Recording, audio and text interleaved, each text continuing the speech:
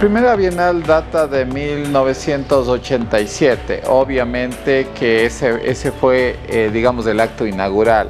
Previo a eso, años antes, ya se configuró toda la estructura para que esa Bienal del 87 sea la primera. Quien la creó fue Eudocia Estrella, junto con un grupo de intelectuales, los cuales luego de que ya se formulara y se estructuraba ya las bases para el Museo de Arte Moderno, el siguiente paso fue hacer la Bienal. La Bienal en sus versiones, me parece que a la tercera, la cuarta y la quinta empiezan a tambalear porque se llamaba Bienal de Pintura y las dinámicas del mundo actual de ese entonces ya estaban hablando de arte contemporáneo. Es por eso que me parece que en la cuarta o quinta llega ya una intervención comandada por Madeleine Holland, la galerista de Guayaquil, en un proyecto que se llamaba Invade Cuenca, que es el primer, digamos, destello de que la Bienal no puede ser solo de pintura, y entonces de ahí se hace una convocatoria abierta a artistas para que puedan hacer performances, happenings, etcétera, etcétera, dando como resultado que la siguiente Bienal ya sea una Bienal de arte contemporáneo. Tenemos 18 países y más o menos ha fluctuado entre una selección de pabellones de hasta 28 países, representando cada uno a su país en la Bienal de Cuenca.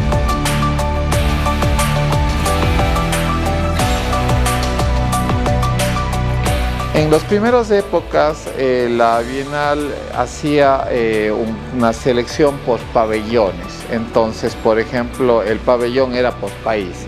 Entonces se nombraba un representante tipo crítico, curador, el cual designaba al grupo de artistas que represente al pabellón. Por ejemplo, por ponerles un ejemplo, Ernesto Muñoz fue el curador por varias ocasiones del pabellón chileno. Luego, gracias a la intervención y a este cambio de vientos nuevos, se toma la figura del curador, ¿no? Entonces, hasta hoy en día, el curador es quien decide la lista de artistas participantes y quien además configura el texto curatorial, el cual va a ser el tema principal y el paraguas sobre el cual se va a sostener toda la dinámica de las respuestas, de las propuestas y del pensamiento y la estética de cada uno de los artistas.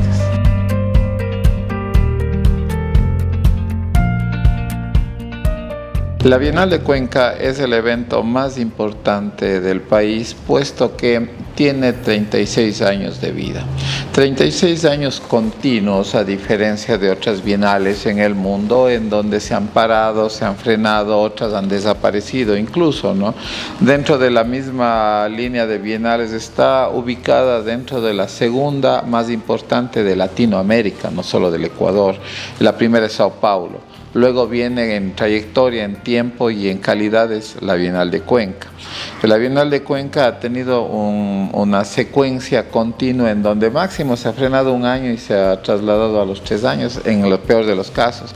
Pero bienales como la de Lima, que desapareció en su 8ª edición, bienales como la de Santiago, que dio una sola edición, bienales como la de Paraíso, que 30 años después recién están pensando en recuperarla este año.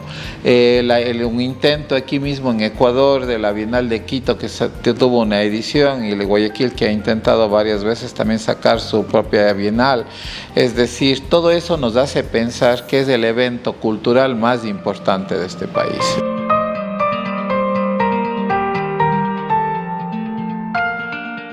La pasión es una sensibilidad, es una sensación, es algo que no está estudiado ni medido, no es científico. Y el arte comulga con lo no científico, es decir, mientras por un lado la lógica de la razón nos inmiscuye en los datos científicos, que son sobre todo cuantitativos, el arte, al ser de un formato más cualitativo, está metido dentro de esas lógicas que son las lógicas de las sensaciones, de las sensibilidades, de los sentimientos incluso, ¿no?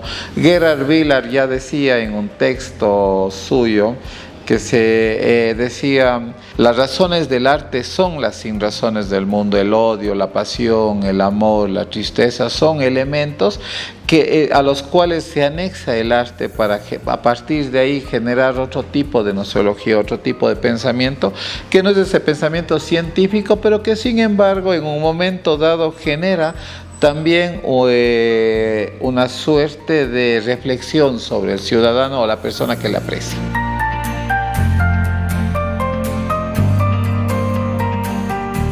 La posibilidad del arte de anteponerse a esas realidades justamente es esa forma de avisorar lo que va a pasar sin necesidad de que se piense que el arte es un talismán o es un brujo que nos está diciendo qué va a pasar. Teodoro Adorno decía ya que el arte es una suerte de sismo o sismógrafo que mide los decibeles y por tanto nos avisora o nos antecede ante un terremoto.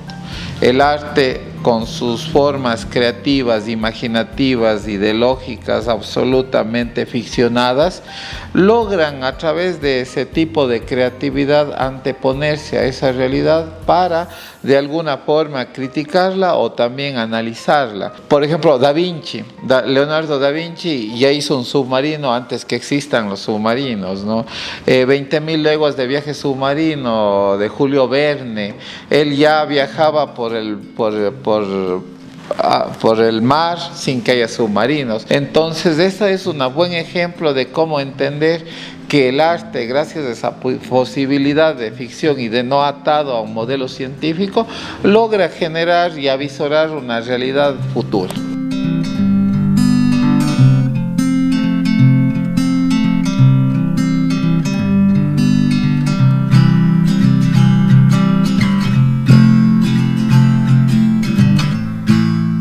El tema en el que gira la Bienal este año es Quizá Mañana. Como su nombre mismo lo dice, nos ubicamos en preguntarnos qué va a pasar con el mundo.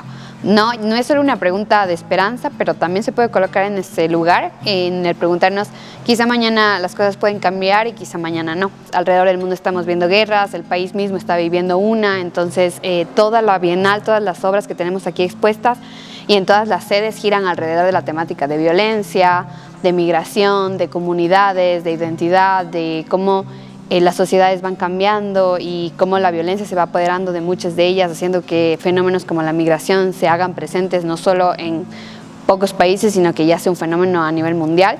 Entonces, el Quizá Mañana ya no gira solo en torno a lo bueno, sino también ya en torno a de verdad preguntarnos si mañana esto va a cambiar o no. Entonces, la invitación de las obras es un poco pensar, pero tal vez también ubicarnos en un punto esperanzador, digámoslo así, en el que tal vez con lo que nos digan todas estas obras de arte nosotros seamos una parte fundamental para cambiar algo y quizá mañana sí podamos cambiar las cosas y que sean mejores.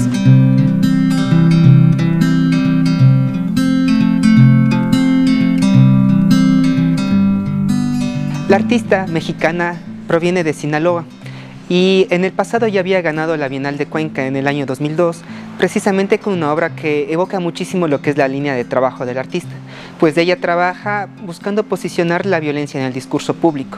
Es que abordemos nosotros esta situación de la violencia, cuáles son sus causas, sus consecuencias, sus víctimas, y que de alguna forma nosotros podamos hacernos responsables de las mismas. Es así que ella encontró una noticia bastante llamativa, que era que el gobierno ecuatoriano proponía la eliminación de los estupefacientes decomisados mediante el encapsulamiento de las mismas. Esto significa que los estupefacientes decomisados ya no iban a ser incinerados como se hacía en el pasado, dado que en el pasado una tonelada tomaba un promedio de 13 horas hasta ser incinerada. Ahora con este nuevo proceso una tonelada toma un promedio de media hora como mucho. La artista se hizo de material decomisado. Para esto se puso en contacto con la Fiscalía General del Estado y mediante la Fundación Bienal Municipal. De estos 6 casos, Fiscalía nos hizo la entrega de los mismos mediante un desglosamiento de cada caso, cantidades y situaciones en las que fueron aprehendidos y decomisados estos materiales. Después de hacer las pruebas químicas, pulverizó el material y lo mezcló en una bolsa con agua y cemento. Esta mezcla se puso en una concretera y la concretera se lo trajo directamente hasta acá, hasta el museo, para ser fundidas in situ las 3 piezas que tenemos aquí. Estas 3 piezas son 3 mesas que fueron usadas para finalmente hacer mesas de ping pong. Precisamente lo que busca el artista es que sea una mesa de ping-pong, porque sean los jóvenes los principales en dinamizar esta obra y que poco a poco vayan escudriñando y vayan desenvolviendo todo lo que esta obra contiene. Lo que hace el artista es nombrarle la obra como el poder, porque el artista sostiene que la pelotita que tenemos en la mesa de ping-pong que está saltando de lado a lado es precisamente eso, el poder, que lo tenemos entre ambos bandos que están luchando, que siempre están entre ataques y contraataques, que nos están dando ataques terroristas y decomisaciones de un lado al otro.